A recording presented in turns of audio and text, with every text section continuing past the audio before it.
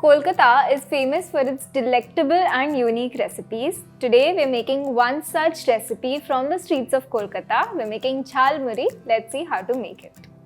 This recipe also uses Bhaja Masala, and in the comment section of the Ghugni recipe, we noticed that you really wanted to know how to make it at home.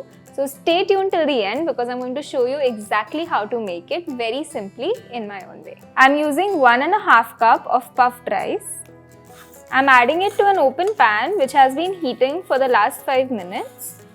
We're going to roast the puffed rice till it loses any moisture that is trapped inside it and it turns nice and crispy. The puffed rice has a nice golden brown color. Let's take it out into our bowl. Let's make our Bhaja Masala. Bhaja Masala is nothing but roasted spices. I'm using Fennel Seeds here today. This is 3 teaspoons of Fennel Seeds, 3 teaspoons of Cumin Seeds. Roast it on low flame. If you do this at low flame, it will ensure that your spices don't burn and let out their aroma slowly.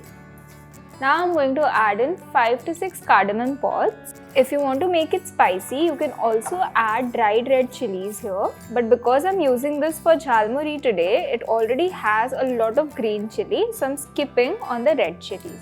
This is 3 teaspoons of coriander seeds, and we're going to toast it till they catch a little bit of color. The coriander seeds have caught on a little bit of color. They smell amazing right now. I'm going to switch off the flame and cool down all of these spices. Once they are cool, I'm going to grind them into a fine powder. And our Bhaja Masala will be ready. Time to assemble our Jhalmuri. I'm going to start by adding in, you can use any type of Farsan that you like. Aloo Bhujia. This adds a nice minty flavor. Chana Jor Garam. This adds a nice tang to the Jhalmuri. Next, I'm adding in some sprouted brown chana and boiled white peas. Half a cup again. 1 potato that has been boiled and chopped. 1 tomato that is finely chopped. 1 finely chopped onion. And now it's time to add all the flavorings. Before we add in all the flavors, let's mix all of our ingredients. This already smells really good, but the flavors are just going to do their magic soon enough. I'm adding in some crushed green chili, black salt, some fresh coconut for texture, Bhaja Masala, around 1 tablespoon, 1 teaspoon of mustard oil. This is really important, and this oil is the oil that floats on top of mango pickle. This has a lot of flavor in it, adds a nice umami flavor to the Jhalmuri. Let's mix all of our ingredients. And lastly, I'm going to squeeze in half a lemon.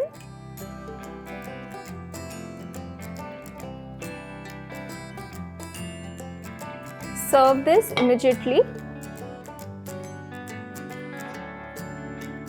I'm going to garnish it with lots of chopped coriander, thin saves, and some chopped green chilies. Our Jhalmuri is ready to serve. Enjoy it immediately as soon as you make it. Try this recipe out, and if you want to try the Ghugni recipe as well, it will be linked in the description box below. I'll see you next time.